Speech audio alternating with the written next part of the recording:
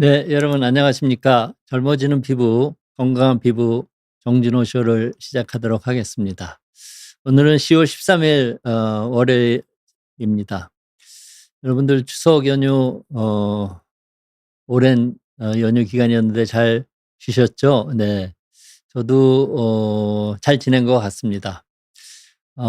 부모님 댁에 4번, 저희 부모님이 용인에 사시는데 4일간 부모님 댁에 가서 잘 부모님이랑 같이 좋은 시간 보내고, 나머지 시간은 저희 또 손자, 손녀 가족들하고도 재밌게 보내고, 어 아쉬운 거는 너무 빨리 지났다 하는 좀 아쉬운 감이 있지만, 또 연휴는 빨리 끝내고 또 일을 해야 되니까 아무튼 잘 지낸 것 같습니다.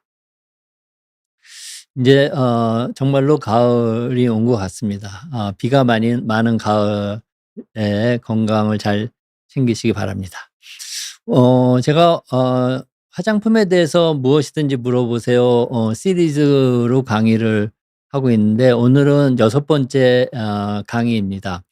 오늘 강의 내용은 주름 개선 화장품이 정말로 효과가 있는지, 시중에 나와 있는 주름 개선 화장품이 많은데, 여러분들 주름 개선 화장품을 발라 시고 '내 주름이 정말로 없어졌구나.' 이렇게 느끼시는지 좀 궁금합니다. 그래서 제가 오늘 효과 있는 주름 개선 화장품을 만들기 위해서는 어떻게 해야 되는지, 그거에 대해서 좀 설명을 드리고, 현재 주름을 개선하기 위해서 나와 있는 화장품의 어 현실은 어떤지, 그거에 대해서 인제 설명을 드리려고 합니다. 제가 오늘 준비한 슬라이드를 좀 보면서 말씀을 드리도록 하겠습니다. 얼굴에 주름살이 인제 생기는데, 주름살은 이제 2가지 종류가 있다고 생각합니다. 물론 생기는 원인에 따라서 2가지가 생기는 건데, 하나는 인제 표정 주름입니다. 표정을 질 때 표정을 짓지 않으면 주름이 없다가 표정을 지으면은 인제 주름이 생기는 경우를 우리가 표정 주름이라고 하죠. 여기 눈가에, 여기 미간이죠. 미간에 찡그릴 때 생기는 주름, 요걸 미간 주름이라고 그러고요. 여기에 생기는 팔자주름, 평상시에는 잘 없다가도 이렇게 말을 하거나 웃을 때 여기 팔자주름이 생기지 않습니까? 그다음에 요 눈가주름, 눈가주름도 우리가 어 무표정한 표정일 때는 거의 안 보이지만, 인제 웃거나 찡그리거나 하면 요 눈가에 주름이 생기고요. 또 여기 볼에도 우리가 안성기 씨처럼 크게 웃으면 여기 인제 주름이 생기죠.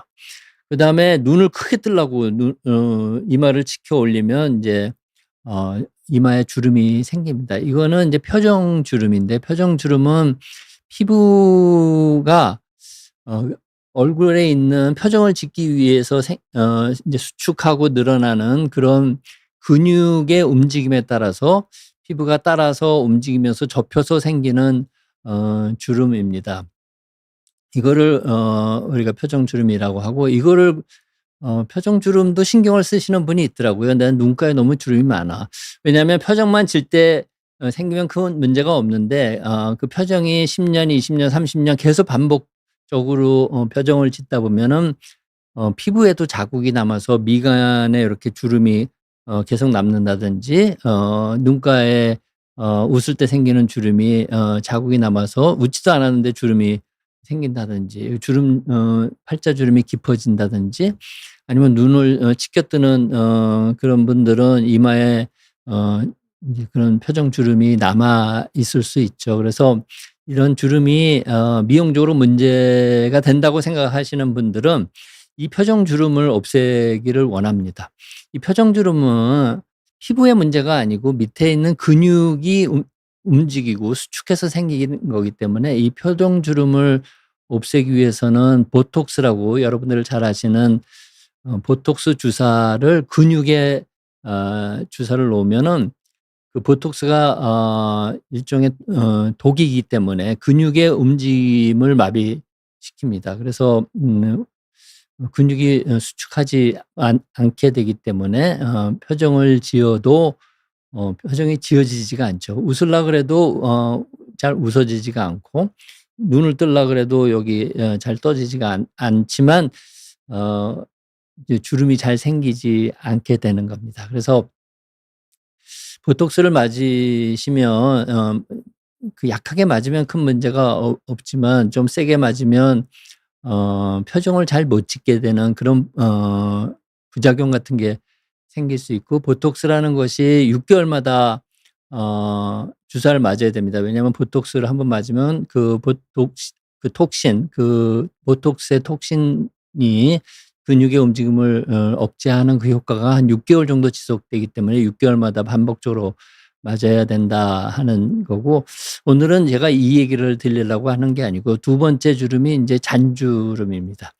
잔주름은 자외선을 오래 받아서 생기는 주름이라든가, 피부의 온도가 올라가는 경우, 우리가 그걸 열로화라 그러잖아요. 열로화 때 생기는 주름, 또 담배를 많이 펴서 생기는 주름, 또 피부가 건조해서 생기는 그런 주름, 피부에 염증이 생기면 그 염증의 결과로 생기는 주름, 이런 거는 근육의 움직임이랑 관계없이 피부 속에 어떤 구조적인 변화가 일어나서 생기는 주름입니다. 그래서 주름은 크게 두 가지 형태, 표정주름, 이 근육의 움직임 때 생기는 주름하고, 근육의 움직임과는 관계없이 환경적인 요인, 자외선이나 열 자극이나 이런 환경적인 요인에 의해서 활성산소가 많이 증가하고, 그것 때문에 피부에 염증이 생기고 산화적 손상이 생겨서 피부 속에 어떤 구조적인 문제가 생겨서 생기는 잔주름, 이렇게 두 가지 형태가 있습니다. 그래서 피부에 주름이 생기는 이유가 뭘까요? 여기 제가 좋아하는 여자 배우, 여러분 잘 아시죠? 오드리 헵번입니다. 오드리 헵번 20대 때 얼굴에 주름이 하나도 없고 굉장히 아름다운 모습인데, 오드리 헵번이 60세 되고 보니까 역시 잔주름이 얼굴에 많고 목에도 이 주름이 있고, 딱 봐도 '아, 이분은 60대 정도 나이 든 사진이구나.' 이렇게 알 수가 있지 않습니까? 피부에 주름이 생기는 이유가 뭘까요? 우리가 주름살을 예방하고 생긴 주름을 없애려면 피부에 주름이 생기는 이유를 기초 연구를 통해서 우리가 잘 이해를 하면, '아, 이래서 주름이 생기는구나. 피부 속에 이런 변화가 생겨서 주름이 생기는구나. 그러면 그런 변화가 안 생기는 방법을 찾으면 되겠네.' 그런 방법을 기초 연구를 통해서 찾으면 피부 주름살을 예방하고 생긴 주름살도 좋게 할 수 있을 거라고 생각을 합니다. 저는 젊은 교수일 때부터 그런 생각을 가지고 피부 노화를 연구하고, 60세, 80세가 돼도 20-30 대의 피부를 갖고 살 수 있는 방법을 만들어 보자, 그런 큰 희망을 갖고 인체 노화의 비밀, 피부 노화의 비밀을 밝혀왔습니다. 그래서 피부에 주름이 생기는 이유는 피부 속에 그럴 만한 변화가 왔기 때문입니다. 우리가 이런 변화를 연구를 통해서 다 이해하고 다 밝히고, 또 이런 변화를 다시 젊은 사람 피부 모양 구조로 변화시킬 수 있는 방법을 찾아내면 피부의 주름살을 예방하고 치료할 수 있겠다, 이렇게 우리가 생각을 할 수가 있습니다. 그럼 피부 속에 어떤 구조적 변화가 있느냐?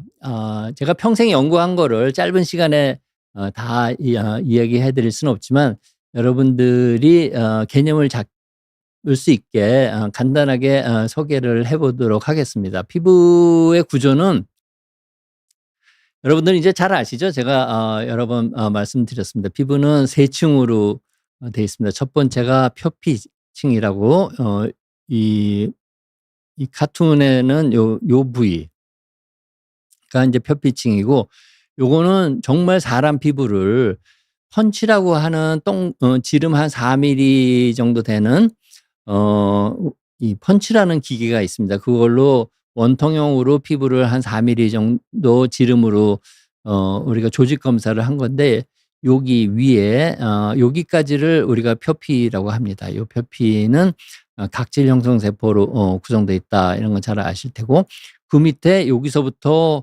여기까지, 여기를 우리가 진피라고 합니다. 사람 피부에서는 여기서부터 여기 빨간 선으로 그어놓은 여기까지를 우리가 진피라고 해요. 그래서 보시면 표피는 굉장히 얇은데 진피는 표피의 몇십 배의 두께를 갖고 있는 거를 보실 수 있고요. 그다음에 진피 아래는 지방세포로 구성되어 있는 피하지방층이 여기 있습니다. 피하지방층이는 이제 많이 먹고 운동 안 하면 에너지가 남아서 그것이 지방 형태로 바뀌어서 피하지방에 저장이 되게 되죠. 그래서 여기를 이제 노랗게 피하지방을 그려 놓은 거고요. 우리 사람 피부를 띄어보면 피하지방층이 이렇게 노란색을 띠고 있습니다. 실제로 기름 덩어리니까 이렇게 돼 있습니다. 그래서 피부에 주름이 생기는 이유는 이 젊은 사람 피부처럼 이렇게 잘 돼 있으면 주름이 생길 이유가 없는데, 나이가 들면서 자외선도 보고 피부의 온도도 높아가고 담배도 피고 피부도 건조해지고 피부에 염증이 생기고 그러면 피부 속에 이런 구조가 많이 파괴가 되게 됩니다. 그러면 피부 속이 변화되고, 피부 속의 변화가 심하면 심할수록 겉으로 피부의 주름살 형태로 보이게 되는 겁니다. 그래서 요런 사람 피부를 얇게 잘라서 현미경으로 한 40배 정도 확대해서 보면 20대 피부는 이렇게 표피가 두꺼워요. 여기서부터 여기까지가 표피고 각질 형성 세포로 구성되어 있죠. 그다음에 그 밑에 아주 두꺼운 진피층이 있는데, 진피층이 이렇게 두껍고 잘 튼튼하게 이루어져 있습니다. 20대 피부에서는. 근데 80대면 꽤 나이 드셨잖아요. 80대 피부를 좀 띄어보면은 20대 피부에 비해서 표피가 굉장히 얇아진 걸 보실 수 있죠. 그래서 표피도 얇아지면 주름 형성에 관여합니다.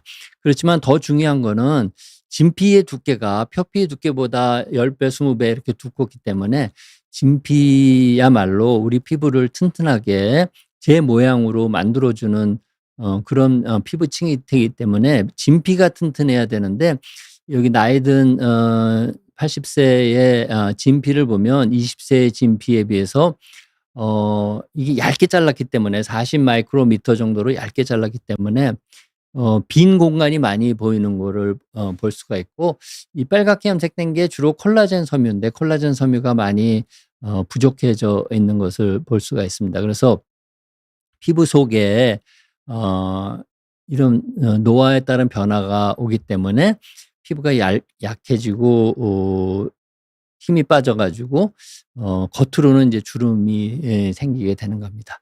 그래서 제가 말씀드렸죠. 표피의 변화도 중요한데 이 진피의 변화가 더 중요하다, 이렇게 말씀드렸고, 그럼 진피의 변화 중에 어떤 변화들이 생기느냐 하는 걸 좀 더 구체적으로 잘 알아야 우리가 그 변화를 예방하기도 하고 치료할 수 있는 방법을 연구해서 찾을 수 있지 않겠습니까?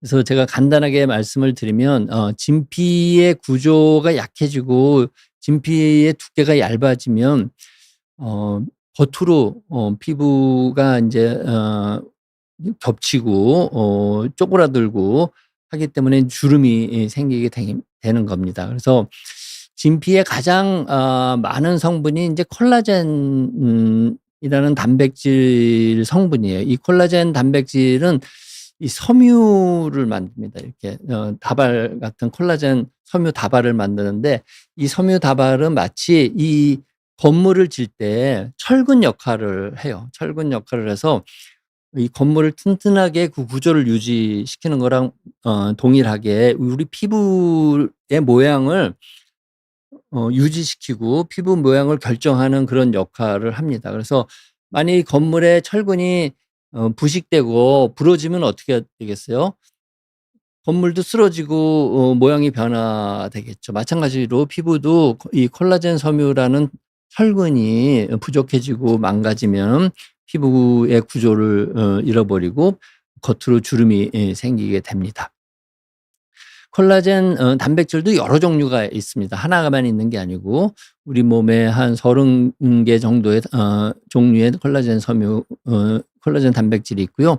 콜라겐 섬유처럼 철근의 역할을 하는 또 한 가지의 섬유가 이제 탄력 섬유라는 겁니다. 탄력 섬유를 구성하는 거는 이제 탄력질이라는 단백질하고 피브릴린이라는 단백질이 이제 잘 알려져 있고, 이거 말고도 몇 종류의 단백질이 더 탄력 섬유를 구성을 하고 있습니다. 그래서 나이가 들면 자외선을 많이 받고 피부의 온도가 높아지고 산화적 손상을 많이 받고 그러면 이 콜라겐 섬유도 잘 안 만들어지고 탄력 섬유도 잘 안 만들어지고, 잘 안 만들어지는 것도 문제지만 이미 잘 만들어져 있는 것을 파괴하는 효소들이 많이 증가돼서 이미 만들어진 이 철근을 부식시키는 콜라겐 섬유와 탄력 섬유를 파괴하는 그런 일도 일어나게 됩니다. 그리고 철근과 철근만 있지 않고 그 사이를 메꾸는 단백질도 있어요. 그거를 우리가 프로테오글라이칸 단백질이라고 하는데 10여 종, 거의 20종에 가까운 프로테오글라이칸 단백질도 있고요. 또 그리코사미노글라이칸이라는 당 성분도 있습니다.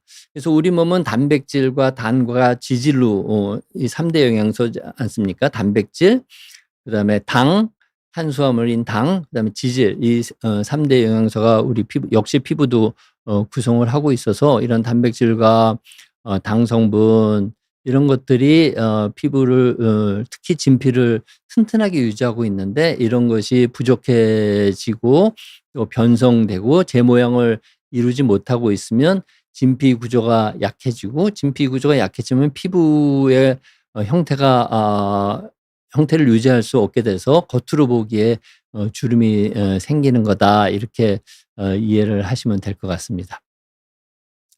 그러면 우리가 어떤 단백질이나 어떤 당 성분이 부족해지는지도 알고, 그것이 부족해지면 주름이 생긴다는 것도 알면 그거를 반대로 다시 부족해진 것을 많이 만들게 하거나 망가진 것을 고칠 수 있는 그런 방법을 우리가 연구를 통해서 발견하면은 이런 주름도 없앨 수 있지 않겠습니까? 실제로 이게 언제 나온 논문이냐면 1993년에 뉴 잉글랜드 저널 오브 메디슨이라고 의대 잡지 중에서는 의료계 잡지 중에서는 제일 좋은 잡지에, 제가 유학을 갔던 미시간 대학에서 이 사람, 이렇게 주름이 많은 미국 사람이죠. 물론 미국에서 연구했으니까 미국 사람의 얼굴에다가 레티노이산이라고 하는 물질을 9개월간 하루에 2번씩 도포시켰더니 이렇게 얼굴에 있던 주름살이 이렇게 좋아지더라 하는 논문을 뉴 잉글랜드 저널 오브 메디슨에 발표했습니다. 이때 미국은 난리가 났었습니다. 왜냐하면 드디어 젊어지는 샘물이 발견됐다. 이제 더 이상 80살, 90살이 돼도 20대 피부를 갖고 살 수 있게 됐다. 그렇게 해서 난리가 났었는데 뭐 긴 얘기지만 아무튼 짧게만 얘기 드리면 이 레티노익산이 바르면 굉장히 쓰라렸고 자극이 심하고 껍질이 막 일어나고 심하면 염증도 생기는 그런 부작용이 심해서 많은 사람들이 바르다가 중도에 대부분 포기하고 잘 못 바르게 됐습니다. 그렇지만 그런 부작용이 거의 없는 올바른 방법으로 계속 바르면 이렇게 얼굴에 있던 주름살을 이렇게 없앨 수 있습니다. 그래서 미국 식약처, 우리나라도 식약처가 있듯이 미국도 식약처가 있습니다. 미국의 식품의약품안전처에서는 이 레티노익산을 연고 형태로 얼굴에 9개월 동안 바르면 얼굴에 있는 주름살을 치료할 수 있는 의약품으로 판매해도 좋다, 이렇게 허락을 해줬습니다. 그래서 피부의 주름살을 치료하는 유일한 의약품, 약제가 이 레티노익 산입니다. 그리고 9개월을 발라야 됩니다. 약도 9개월을 발라야 효과가 있는 거로 인정을 해 주는데, 요즘 어떤 화장품은 뭐 2주만 바르면, 한 달만 바르면 주름이 없어진다. 좀 과대 선전을 하는 그런 화장품들이 있으니까 조심하셔야 됩니다. 피부 속에 변화가 와서 피부 속에 콜라겐도 부족해지고 탄력 섬유도 부족해지고, 그것이 이런 주름살을 만드는데, 약도 9개월을 발라야 그 콜라겐 섬유나 탄력 섬유를 다시 젊은 수준으로 바꿀 수 있는데, 화장품 성분이 2주나 4주 바르고 주름을 없앨 수 있다? 그거는 좀 힘든 얘기다. 저는 이렇게 생각을 합니다. 그래서 레티놀과 레티노익 산에 대해서 조금 설명을 드리도록 하겠습니다. 여러분, 레티놀이라는 건 많이 들어보셨죠? 레티놀은 비타민 A의 다른 말입니다. 우리가 비타민을 먹잖아요. 비타민 D도 먹고 뭐 비타민을 먹는데, 비타민 A의 다른 말이 레티놀입니다. 그래서 이 레티놀은 우리나라의 주름 개선 화장품의 원료로, 식약처에서 화장품 원료로 사용해도 좋다, 이렇게 허가해 준 성분입니다. 근데 우리가 레티놀을 바르면 세포가 그 레티놀을 흡수해서 세포 안에서 대사를 합니다. 그 대사 산물이 레티노익산이에요. 여기서 얘기하는 이 레티노익산입니다. 그래서 레티놀을 바르면, 이건 자연적으로 있는 물질이지만 세포가 레티노익 산으로 바꿔서 대사 물질을 만듭니다. 그래서 이 레티노익 애시드는 화장품 원료로 사용할 수가 없고, 이거는 약 성분입니다. 의약품으로 사용이 되고 있습니다. 그래서 레티노익산은 전문 의약품으로 사용이 의사 처방을 받아서 사용을 해야 되는 그런 성분이고요. 이거는 아까 제가 미시간 대학에서 나온 논문을 보면 이제 주름이 개선이 되는 효능이 확실해서 미국 식약처에서 이거를 주름 개선 화장품 의약품으로 판매를 허가를 해 줬고요. 이건 색소 침착도 억제해서 피부도 하얗게 만들어 주는 겁니다. 아까 말씀드렸죠. 부작용이 심해요. 피부 자극이 심하고 피부에 껍질이 일어나고 염증이 심합니다. 그래서 웬만하신 분들은 바르시면 부작용이 심해서 오래 못 바르시는 그런 문제가 있지만, 이 부작용을 피하는 농도로 잘 바르시면 효과는 분명히 있습니다. 그래서 레티놀과 레티노익 애시드는 이제 같은 계열이잖아요. 레티놀의 효과가 1일 때 레티노익산의 효과는 10입니다. 그래서 훨씬 레티노익산이 강력하고 부작용도 레티노익산이 훨씬 많이 생기는 겁니다.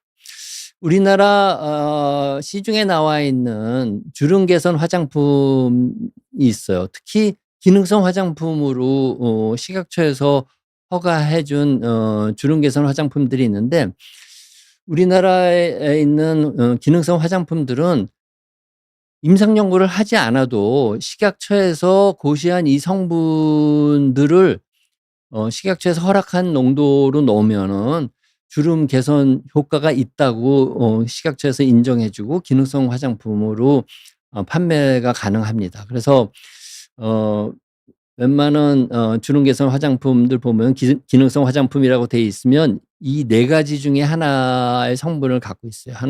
그걸 포함하고 있어요. 하나는 아데노신이라는 성분을 0.04% 넣거나, 아니면 제가 설명드린 레티놀을 2,500 IU를 1g당 2,500 IU, 이걸 퍼센트로 하면 0.075% 정도 넣거나, 아니면 레티놀인데 레니놀이 됐군요. 레티놀 오타가 있습니다. 그다음에 레티닐 팔미테이트, 레티놀의 에스터 형태입니다. 이거는 0.3%까지 넣으면은 식약처에서 주름 개선 기능성 화장품으로 인정을 해 주고요.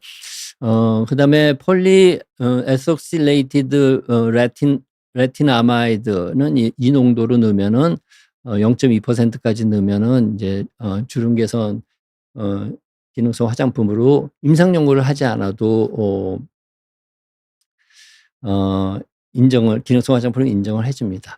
근데 기능성 화장품 법이 개정될 때 그때까지 나와 있는 주름 개선 화장품 시판에 있던 것들이 너무 많아 가지고 그때 이런 효능 성분들이 정말 사람한테 발랐을 때 주름을 개선시킬 수 있는지를 정확히 따져보고 인정해 준 성분들이 아닙니다. 그래서 제가 찾아보면 아데노신 0.04%를 넣었을 때 사람에 이걸 몇 달 발랐을 때 주름이 개선되는지가 객관적으로 입증된 논문이 그렇게 많이 나와 있지 않고, 아직도 아데노신의 효능이 주름을 개선한다, 저는 그렇게 생각하지 않고 있습니다. 그다음에 레티놀이 이게 효과는 있는데 충분히 쓰면, 충분한 농도를 쓰면, 근데 이게 부작용이 많다고 그랬잖아요. 제가 레티놀 갖고 연구를 해보면 최소 0.25% 농도는 써야 주름을 개선시킬 수 있는데 0.25% 정도 쓰면 반드시 부작용이 생깁니다. 껍질이 일어나고 염증이 생기고 쓰라리고 이런 부작용이 생깁니다. 생각을 해보세요. 화장품을 샀는데 쓰라리고 껍질이 일어나고 염증이 생기고 그러면 그 화장품이 팔리겠습니까? 안 팔리죠. 안 팔리니까 농도를 확 낮춘 겁니다. 3분의 1쯤 낮춘 농도까지 맥시멈 농도를 넣으라고 했는데 대부분은 이거보다 이제 적은 용량이 들어가 있을 거라고 생각하고, 이런 농도에서는 부작용은 많이 줄이고 거의 안 생기지만 효과도 많이 없다, 이렇게 저는 생각을 하고 있습니다. 그래서 시중에 나와 있는 주름 개선 화장품 고시 성분이 있는 식약처에서 기능성 화장품으로 인정된 것들은 보면 부작용은 거의 없지만 효능도 거의 없을 수밖에 없다, 그런 생각을 하고 있습니다.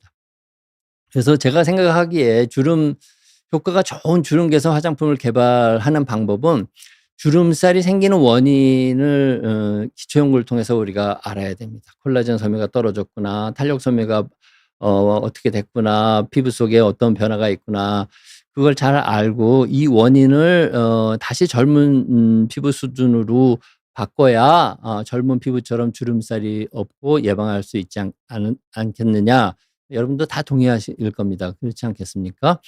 그래서 기초 연구로 주름살의 원인을 규명을 하고, 그리고 이런 원인이 콜라겐이 줄어들었으면 콜라겐을 다시 증가시키는 그런 물질을 찾아야 되겠죠. 그런 유효 성분을 찾기 위한 기초 연구도 해야 되고, 그리고 그 유효 성분들이 찾아졌으면 그 유효 성분을 포함시킨 화장품이, 완제품이 정말로 우리가 6개월 이상 발랐을 때 있는 주름살을 없앨 수 있느냐 하는 거를 이중 맹검 대조금 비교 임상 연구로 연구를 해서 확인을 해야 이게 정말로 효과가 있는 주름 개선 화장품이다, 이렇게 우리가 얘기할 수 있지 않을까 생각합니다. 그래서 제가 연구한 거는 우리나라 여성과 남성 20대부터 10년 간격으로 자원들을 모집해서 사진을 찍어보면 이렇게 이쪽은 주름살이 당연히 없고 이쪽은 주름살이 나이가 많을수록 많겠죠. 그래서 피부 속에 도대체 어떤 변화가 있길래 이렇게 주름이 생기느냐. 콜라겐 단백질은 이렇게 빨갛게 염색을 하는 거 보면 엉덩이 피부에는 이분들이 거의 주름이 안 생겨서 콜라겐 이 빨갛게 염색된 게 콜라겐 단백질인데 거의 비슷하지만, 얼굴 피부는 이쪽으로 갈수록 주름이 많잖아요. 콜라겐 단백질이 얼굴에 주름이 많으면 많을수록 점점 없어지는 거를 한눈에 우리가 알 수 있죠. 그래서 콜라겐을 많이 만들게 하면 되겠구나, 그리고 콜라겐을 파괴하는 효소를 억제하면 되겠구나, 이런 걸 우리가 알 수 있지 않습니까? 이건 탄력섬유입니다. 엉덩이 피부는 아직도 탄력이 있지만 얼굴 피부는 이렇게 주름이 많으면 탄력이 거의 없죠. 보면 탄력섬유가 이렇게 여기는 젊은 피부 얼굴에는 탄력섬유가 지금 보이지만 나이 든 피부에는 탄력섬유가 많이 망가져서 덩어리 형태로 있는 걸 알 수 있지 않습니까? 알 수 있으시죠? 그래서 우리가 어떤 물질을 바르면 이런 망가진 피부에 탄력섬유를 다시 만들게 하는 그런 성분들을 우리가 연구해서 찾고, 그런 성분을 화장품 원료로 사용한다면 피부의 탄력도 좋아지고 주름도 좋아지겠다, 이런 걸 알 수가 있죠. 그다음에 이거는 탄력섬유나 콜라겐 섬유를 파괴하는 효소들인데 얼굴에 주름이 많으면 많을수록 이런 콜라겐 섬유나 탄력 섬유를 파괴하는 효소들 한 20가지 정도 됩니다. 그런 그 중에 한 가지가 MMP12라는 효소인데 이게 주름이 많으면 많을수록 이렇게 증가하는 걸 볼 수 있죠. 그래서 이 효소의 작용을 억제하는 그런 물질을 유효 성분, 효능 성분을 저희가 연구를 해서 이제 밝히게 됩니다. 그래서 피부 주름살은 콜라겐, 탄력 섬유, 뭐 프로테오글라이칸 이렇게 나이가 들면 떨어지는 단백질들이 있고 또 나이가 들면 증가하는 단백질들이 있어요. 이런 피부의 구조를 파괴하는 효소들, 그다음에 활성산소를 만드는 이 효소들 이런 것들은 증가하고 이런 건 감소해요. 그래서 제가 연구를 통해서 감소한 것들은 증가시키고 증가한 것들은 감소시키는, 즉 여기가 노인 피부인데 노인 피부에 감소된 거는 다시 증가시켜서 젊은 피부 수준으로, 그리고 증가됐던 것들은 감소시키는 그런 물질들을 찾았습니다. 그래서 그런 물질을 8가지 피부 속에 변화시킬 게 너무 많잖아요. 그중에 제가 생각하기에 중요하다고 생각하는 8가지씩을 넣고 이중 맹검 대조금 비교 임상 연구를 했습니다. 그래서 한 그룹당 22명의 자원자를 모집해 가지고 6개월 동안 바르게 했습니다. 한두 달 내에 발라 가지고 피부 속의 변화를 다시 젊은 수준으로 바꾼다?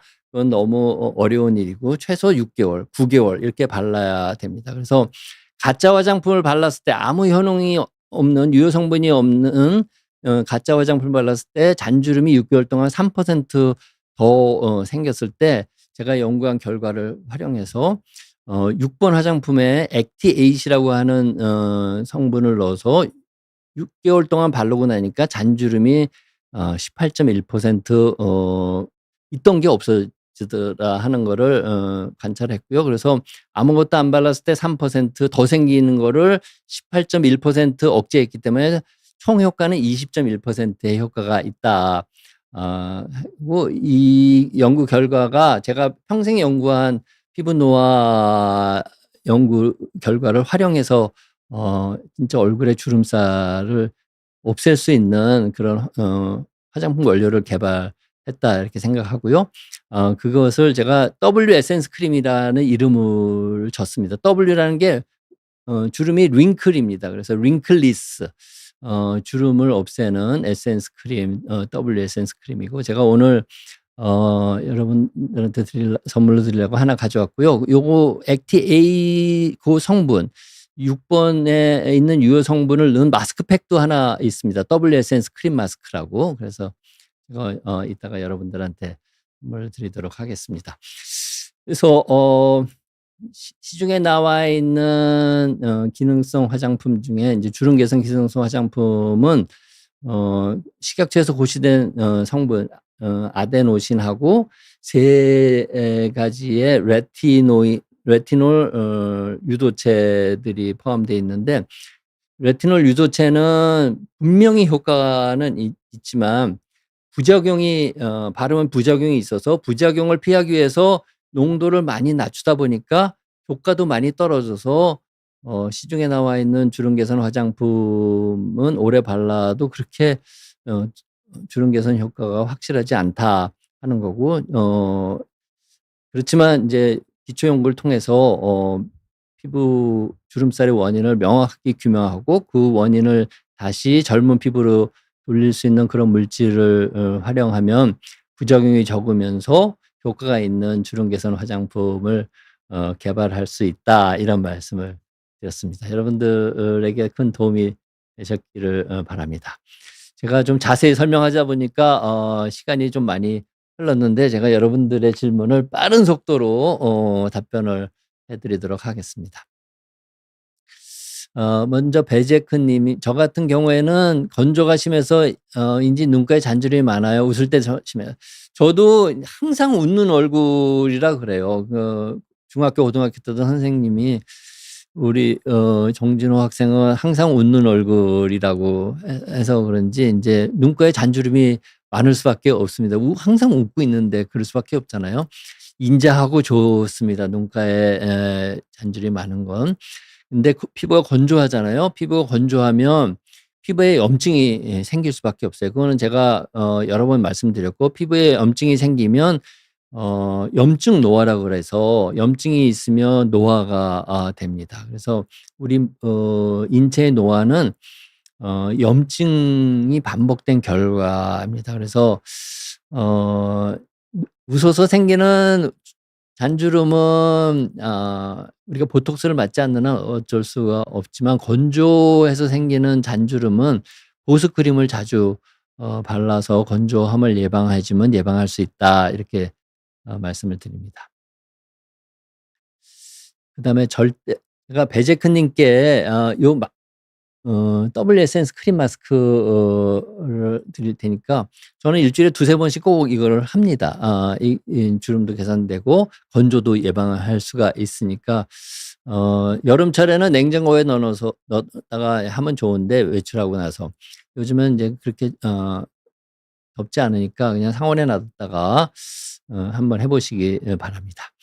절대적 내편 님이 피부 노화 원인 중에 물리적 자극, 열 자극, 염증 부분에 관해서 질문드립니다.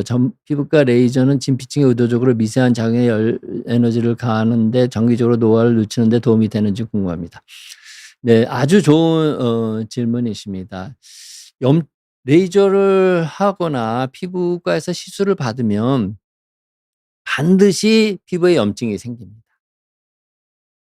아까도 제가 말씀드렸죠. 염증이 반복되면 노화가 됩니다. 그래서 우리가 그걸 염증 노화, 영어로는 염증이 인플라메이션이고 노화는 에이징이기 때문에 염증 노화는 인플라메이징이라고 하고, 그런 책도 나와 있고 논문도 상당히 많이 나와 있습니다. 그래서 레이저 치료나 피부 시술을 어쩌다가 평생 한두 번 받는 거, 무슨 문제가 생겨서 그 질환을 치료하거나 큰 문제가 생겨서 그거를 치료하는 방법이 레이저뿐이 없어서 레이저를 받는 거는 괜찮지만, 피부가 좋고 아주 이쁘고 아직 젊은데 그거를 노화를 예방한다고 해서 반복적으로 1 년에 2-3 번씩 서너 번씩 반복적으로 강력한 레이저를 쏴서 피부에 염증을 유발하는 거는, 단기적으로는 좀 '피부가 좋아졌나?' 이렇게 느낄 수 있지만 5 년, 10 년, 15년 이렇게 계속되면 오히려 나쁠 수도 있다. 그런 과학적 근거는 충분하다, 이렇게 말씀을 드립니다. 달토끼 님이 레이저로 없애도 비립종이 자꾸 생깁니다. 영양 과잉이나 피부 마찰이 원인이 될 수 있다는데 예방 방법. 네, 비립종은 이 조그만 물집 같은 것이 피부에 생기는 겁니다. 큰 문제가 없고요. 레이저로 없애지 마시고 비립종은 이렇게 거기 바늘로 구멍을 내서 그 비립종 전체에 물집 같은 거를 이렇게 시스트, 낭종 같은 거를 이렇게 제거를 해 주면 되고요. 자꾸 생기신다고 그랬는데 그렇게 너무 자주 생기지는 않으실 거라고 생각합니다. 워낙 비립종이라는 게 그렇게 자주 생기는 병은 아니거든요. 그래서 너무 걱정 안 하셔도 되고, 눈에 워낙 작아서 눈에 잘 안 보이니까 혹시 생기면 몇 개 모았다가 병원에서 그냥 제거를 해 보시면 되고, '예방법은 딱히 없다.' 이렇게 생각을 하고 있습니다. 조코 님이 "피부가 얇다, 두껍다."라고 표현하는 게 피부가 얇다는 걸 의미할까요? 그리고 진피를 건강하게 또는 늘릴 수 있는 방법이 있을까요? 네. 피부가 얇다, 두껍다 하는 거는 표피도 얘기하고 진피도 얘기하고 피하지방층도 얘기합니다. 그래서 피부는 나이가 들면 들수록 점점 얇아질 수밖에 없고요. 피부나 표피, 진피를 두껍게 하는 방법은 피부 노화의 원인을 피하는 겁니다. 자외선을 피하고, 또 피부의 온도가 올라가는 열 노화를 방지하고, 피부가 건조하지 않게 하고, 피부에 염증이 생기지 않게 하고, 어 담배를 피지 말고, 또 이 대기 오염, 미세먼지 많을 때 밖에 나가지 말고, 이런 거를 잘 하면 되고요. 또 늘릴 수 두껍게 하고 건강하게 하는 방법은 인제 제가 연구한 이 화장품들이 인제 피부 속의 변화를 다시 젊은 피부수를 하는 그런 연구 결과들을 활용하기 때문에 그런 거 하면 좋고, 또 미국 식약처와 우리나라 식약처에서 인정해 주는 그 레티노익산 연고를 부작용이 없을 정도로 잘 바르시면 됩니다. 유튜브에다가 제 이름을 치고 레티노익 산을 치면 이 레티노익산 연고를 어떻게 하면 부작용 없이 잘 바를 수 있는지 영상을 찾아보실 수 있을 거라고 생각합니다. 레티노익산 연고는 제가 말씀드렸죠. 화장품이랑 달리 이건 전문 의약품이기 때문에 피부과 전문의를 찾아서 처방을 받아서 사셔야 된다, 이렇게 어 말씀드립니다. 동원 참치님의 질문입니다. 주름개선 화장품을 3개월 넘게 써도 눈에 띄는 변화가 없어요. 이런 제품들은 어느 정도 기간을 써야 효과를 판단할 수 있는 건가요? 네, 제가 아까 강의 시간에도 말씀드렸는데, 어떤 화장품은 뭐 2주, 한 달, 2달 쓰면 뭐 주름이 뭐 60% 좋아졌다. 그거는 어 과학적으로 생각할 때 그럴 수가 없습니다. 레티노익산도 미국 식약처에서 인정해 주는 건데, 제가 미시간 대학에 있을 때 연구도 같이 해 보고 했는데, 적어도 6 개월 내지 9 개월은 써야 효과가 눈에 띕니다. 그래서 피부 속의 변화를 다시 젊은 피부 수준으로 바꿔야 주름도 좋아지고 피부 탄력도 좋아지는데, 피부 속에 콜라겐 섬유도 튼튼하게 만들고 탄력 섬유도 튼튼하게 만들고 부족해진 프로테오글라이칸 단백질도 다시 만들고 방성물도 다시 증가시키는데, 그렇게 쉬운 일은 아닙니다. 진짜 효과 있는 성분을 3 개월 이상, 6 개월 정도는 최소 써야 효과가 있다 말씀드리고요. 우리나라의 주름 개선 화장품, 기능성 화장품의 문제점에 대해서는 제가 아까 말씀드렸죠. 일단 아데노신은 주름 개선을 할 수 있다는 그런 논문 자체가, 과학적 근거 자체가 부족한 물질입니다. 왜 식약처에서 그거를 계속 화장품 부신 물질로 그렇게 놔두는지는 잘 모르겠는데, 아무튼 그렇고요.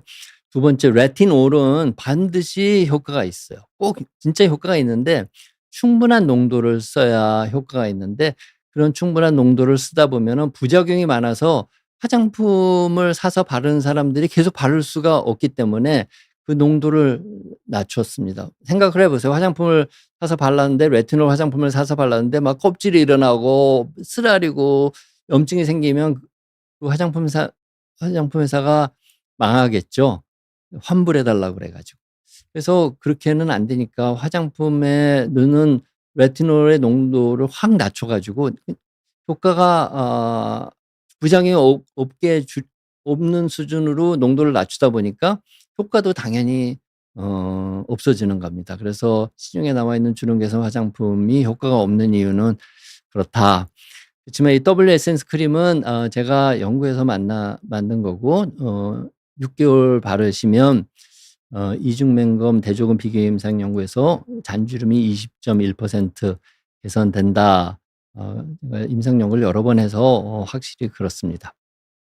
제가 동원 참치님께 요 더블유 에센스 크림 하나 선물로 드리도록 하겠습니다. 근데 요게 2 달분입니다. 적어도 6 개월은 바르셔야 된다, 이렇게 말씀을 드리겠고요. 그다음에 조커님, 우리 담당 PD님이 어떻게 하면 제품을 받으실 수 있는지 아마 이제 문자를 보내 드릴 겁니다. 조커님 질문이 2NT 크림과 아크리프 크림은 많이 다를까요? 혹시 이 제품을 번갈아가면서 써도 괜찮을까? 아크리프는 제가 그 레티노익 애시드 데리버티브인 줄은 알겠는데 2NT 크림이라는 걸 잘 모르겠네요. 조커님이 이 성분이 뭔지 댓글에 달아주시면 제가 다시 한번 말씀을 드리고요. 되게 바른 약을 번갈아 발라도 효과만 있다면 큰 문제는 없다, 이렇게 말씀을 드립니다. 공주님, 요즘 레티놀, 펩타이드, 나야시나마이드 등 성분이 좋다는 말이 많은데요. 실제로 피부과 입장에서 봤을 때 어떤 성분이 주름 개선에 가장 근거가 확실한 거예요? 네. 논문이 제일 많은 거는 레티놀과 레티노익산입니다. 그래서 레티놀과 레티노익산은 논문이 너무 많고 저도 직접 연구를 해보고 해서 그거는 확실히 효과가 있는데 문제는 부작용이 있습니다. 바르면 효과가 있는 농도로 바르면 반드시 부작용이 있어요. 부작용이 없는 농도는 효과도 없습니다. 그래서 부작용이 가볍게 지나갈 수 있게 바르는 방법이 있어요. 제가 유튜브 영상에서 해놨습니다. 그래서 제가 잠깐만 말씀드리면 레티놀을 바를 때는 그러니까 저는 레티놀 화장품을 말씀드릴 수는 없고 레티노익산 레티노익산 연고를 바를 때는 먼저 0.025%가 가장 많이 시작되는 겁니다. 0.025%. 레티놀로는 0.25% 그렇죠. 0.25%에 해당하는 게 이제 레티노익산 0.025%입니다. 레티노익산이 10배 강하기 때문에 레티놀 0.25%, 레티노익산 0.025%를 처음에는 일주일에 한 번 발라야 돼요. 일주일에 한 번 발라서 한 달 정도 발라보고 피부에 부작용이 없고 각질도 일어나지 않고 괜찮다 그러면 일주일에 2번으로 늘려서 또 한 달 바르고 3번으로 늘려서 그것도 또 한 달 바르고 이렇게 자꾸 조금씩 늘려가는 겁니다. 그러다가 부작용이 생긴다 그러면 다시 3번 바르던 건 2번 바르고 2번 바르는 건 1번 바르고 난 한 번 발라도 0.025를 발랐는데 그럼 부작용이 생긴다 그러면 농도를 낮춥니다. 0.001%로 그런 식으로 부작용이 없게 이렇게 바르시면 피부가 점점 거기에 적응이 돼서 좋다, 효과가 좋다 이렇게 말씀드리고 펩타이드는 그냥 단백질 조각을 펩타이드라 그러는데 펩타이드도 무슨 성분 펩타이드 이런 거가 있어 아마 빠뜨린 것 같아서 펩타이드라는 얘기는 제가 드리기가 어렵고 나이시나마이드도 좋은 논문이 많이 나와 있습니다. 효과가 있다는 걸. 그래서 제가 생각에 레티놀과 나이시나마이드는 효과가 있는 성분이다 이렇게 말씀을 드리겠습니다. 추로스님이 또 질문하셨군요. 교수님, 저는 피부가 예민해서 레티놀 제품을 쓰면 바로 화끈거리고 붉어져요. 네, 레티놀은 누구나 그렇습니다. 그래서 제가 지금 바르는 방법을 말씀드렸죠. 그래서 그런 식으로 조금씩 증가시켜서 바르셔야 되고요. 그래도 피부가 예민한 경우에는 레티놀 화장품은 바르기가 어렵다. 다른 대체 성분이 있을까요? 네. W 에센스 크림을 한번 W 에센스 크림 요 화장품을 한번 써보시면 좋겠다 하는 게 제 생각입니다. 튜립 시중에 보면 화장품 광고에 임상시험 완료라는 문구가 있는데 그게 정말 과학적으로 증명된 수치인가요? 네. 그러니까 누가 어떻게 임상 연구를 했는지를 봐야 됩니다. 그러니까 저는 이제 더블 블라인드 저도 모르고 바르는 사람도 모르게 임상 연구를 합니다. 뭘 모르느냐? 이게 진짜 화장품인지 아니면 유효 성분이 안 들어가 있는 가짜 화장품인지 그거를 이 연구를 하는 의사도 모르고 바르는 자원자도 모르게 그렇게 해야 나중에 판정할 때 바이어스가 들어가지 않을 겁니다. 또 하나는 대조금 비교의 임상 연구예요. 하나는 유효 성분이 안 든 가짜 화장품이고 하나는 진짜 화장품을 써야지 됩니다. 그래서 그 성분이 들어가 있는 것과 안 들어가 있는 걸 비교하는데 비교를 더블 블라인드 이중 맹검으로 한 실험인지 그리고 임상 연구를 할 때 이 상업적인 기관이 아닌 대학에서 했는지 그런 거를 잘 보시고 개인 튜립님이 판단을 하셔야 될 거라고 생각합니다. 좋군요. 20 크림이 트레티노인 0.25mg per g이군요. 그럼 몇 %인가? 저게 0.25%군요. 굉장히 센 겁니다. 그래서 20 크림과 아까 또 뭐였죠? 그거를 같이 써도 크리프 크림 같이 번갈아가며 써도 상관은 없습니다. 아크릴은 트레티노인의 데리버티브 성분이니까요. 같이 써도 상관은 없습니다. 근데 부작용이 없이 없는 저걸로 써야 된다. 부작용이 없게 써야 된다 이렇게 말씀을 드립니다. 화장품으로만 한계가 있다고 하던데 피부과 시술과 병행하면 효과가 더 커지나 예를 들어 보톡스나 레이저 같이 쓰는 보톡스는 제가 말씀드렸죠. 표정주름을 없애고 싶으시면 해도 되는데 6개월에 한 번 맞아야 되는 그런 게 있고요. 그다음에 레이저는 레이저 자체가 염증을 유발하기 때문에 너무 자주 하는 거는 큰 문제가 자주 하는 거는 오히려 나쁠 수 있는 가능성이 높다 이렇게 아까 말씀을 드렸습니다. 그래서 피부 노화를 예방하려면 피부 노화 원인을 피하는 게 먼저고 또 원인을 잘 피하고 그래도 생기는 거는 이런 레티노엑산이나 아니면 임상용으로 확실히 한 이런 주름개선 화장품을 사서 바르는 게 더 좋지 않을까 생각이 합니다. 뒤에 방송이 없다고 하니까 제가 5분만 더 5분 내지 10분만 더 질문을 받아보도록 하겠습니다.